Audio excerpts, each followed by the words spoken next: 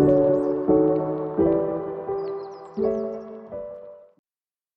Assalamualaikum warahmatullahi wabarakatuh. Saya Yolanda Hirunisa dengan NIM 112-11240. Saya mahasiswi dari STI Bank BPD Jateng. Di sini saya akan kembali membuat video dengan SPSS tentu saja mengenai validitas dan reliabilitas. Nah, tugas yang diberikan oleh Pak Lutfi adalah kita diminta untuk membuat sebuah kuesioner melalui Google Form dengan 15 pertanyaan yang disebarkan ke masing-masing anak di dalam satu kelas, dan setiap anak mengisi kuesioner satu kali dengan di sini ada 15 pertanyaan ya teman-teman. Lalu untuk respondennya sekitar 35 orang respondennya dengan 15 pertanyaan yang sudah disebarkan atau sudah diisi oleh masing-masing anak di dalam kelas Apricom. Sebenarnya ini mengisinya adalah yang pertama ada pilihan STS atau sangat tidak setuju dengan nilai 1. Yang kedua ada TS atau tidak setuju dengan nilai 2. Yang ketiga ada RG atau ragu-ragu dengan nilai 3. Yang keempat ada S atau setuju dengan nilai 4. Yang kelima ada SS sangat setuju dengan nilai 5. Nah, kebetulan di sini saya sudah membuat atau merubah format dari hasil kuesioner yang sudah dibagikan ke dalam bentuk nilai yang tadi sudah saya sebutkan. Ada STS, ada TS, ada RG, ada SS, ada SS dengan masing-masing nilainya, dan ini sudah saya rubah ke dalam bentuk angka atau nilai yang tadi sudah saya sebutkan. Juga saya sudah memasukkannya ke dalam SPSS. Nah, data tadi sudah saya masukkan ke dalam SPSS, juga saya sudah menghitung untuk total butirnya. Jika kalian ingin tahu bagaimana cara memasukkan atau menginputkan data ke dalam SPSS, kalian bisa melihat video saya yang pertama. Di situ sudah dijelaskan bagaimana cara untuk menginputkan atau memasukkan data ke dalam SPSS. Nah, untuk data yang kali ini langsung saja kita analis ya teman-teman. Kita ke analis, lalu kita ke correlation, kita pilih bivariate.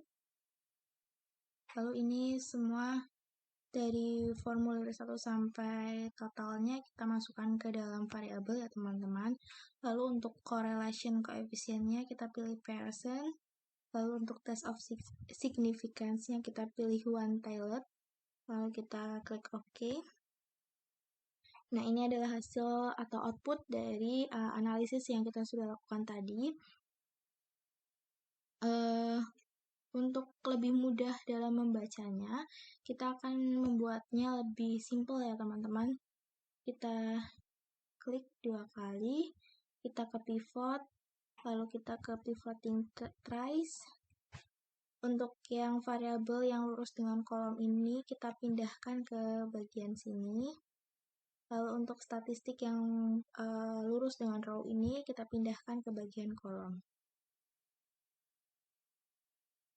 Lalu untuk formnya kita pilih yang total ya teman-teman. Nah, ini adalah hasil yang lebih mudah dibaca atau lebih mudah dipahami ya teman-teman. Untuk output dari hasil yang sudah kita analis tadi. Dari sini kita pilih yang total ya teman-teman. Yang ini yang total.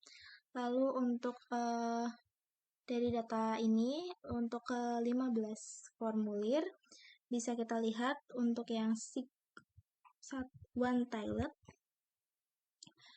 itu untuk yang formulir 1, itu 0,000, atau kurang dari 0,005, lalu yang formulir kedua 0,017, atau kurang dari atau lebih dari atau kurang dari 0,05, mohon maaf. Lalu yang formulir ketiga ada 0,000 kurang dari 0,005. Lalu yang ke formulir keempat 0,002 atau kurang dari 0,005. Lalu yang kelima ada 0,001 kurang dari 0,005. Selanjutnya untuk yang formulir 6 sampai formulir 15 itu ada 0,0000, itu juga kurang dari 0,005. Kesimpulan yang dapat kita ambil dari data ini, untuk dari formulir 1 sampai formulir 15 itu kurang dari 0,005. Sedangkan untuk suatu pengukuran dinyatakan valid apabila memiliki korelasi yang signifikan. Dikatakan signifikan jika P kurang dari 0,005. Dari data yang sudah kita uji, bisa kita simpulkan bahwa semuanya itu kurang dari 0,005 ya teman-teman. Maka semua data dinyatakan valid. Lalu selanjutnya,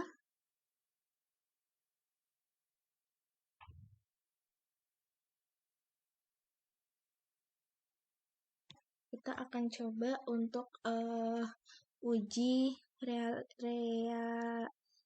reliabilitas ya teman-teman. Kita close terlebih dahulu yang ini. Jika ingin disimpan, seperti biasa ya teman-teman, ke file. Lalu kita bisa simpan atau save di sini. Lalu kita bisa memilih dokumen, kita akan memasukkannya ke dalam folder yang mana. Untuk yang sekarang kita simpan boleh. Kita save. Oke, untuk selanjutnya kita akan menguji reliabilitas. Kita ke analis kembali. Lalu kita ke scale reliability analysis.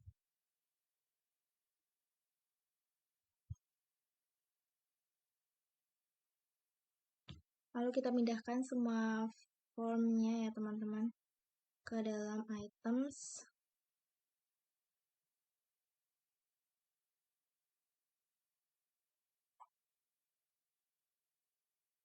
Kita pindahkan sampai ke form yang ke-15 dengan termasuk juga dengan totalnya.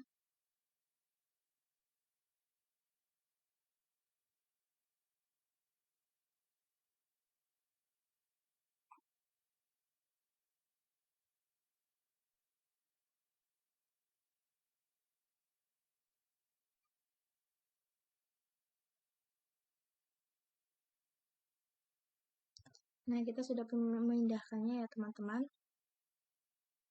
Lalu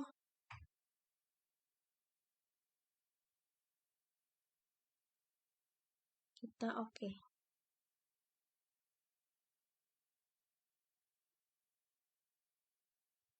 Nah, ini adalah hasil atau output dari analis yang kita sudah lakukan, yaitu reliability.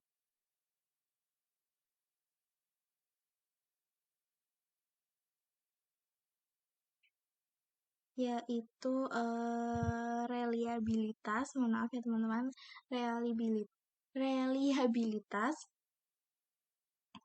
Lalu untuk hasil yang kita dapatkan adalah ini ya teman-teman. Ini adalah hasil yang kita dapatkan. Untuk respondennya kita ternyata hanya berjumlah 34.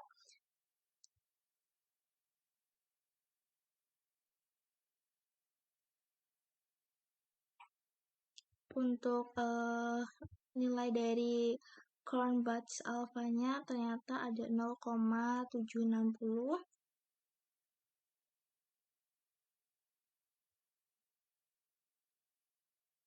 dengan jumlah pertanyaan ada 15 butir.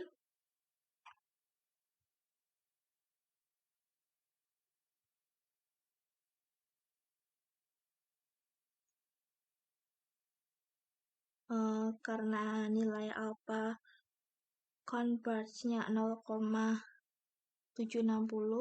maka kuesioner yang diuji memiliki tingkat reliabilitas yang cukup erat, karena itu